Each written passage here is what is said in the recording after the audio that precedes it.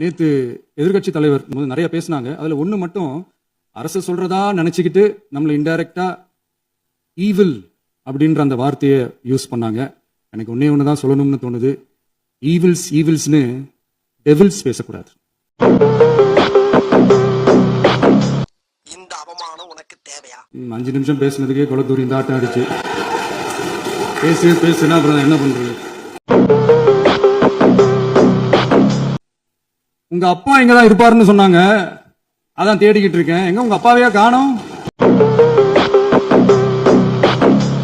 எங்களுக்கும் நக்கலா நையாண்டியா சம்பந்தம் இல்லாத குட்டி கதை இதெல்லாம் எங்களுக்கும் பேச தெரியும்.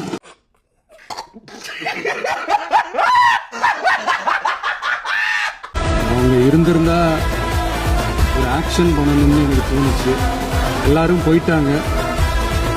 பர்மிஷன் பண்ணலாம், ஒன்றும் தப்பு இல்லை.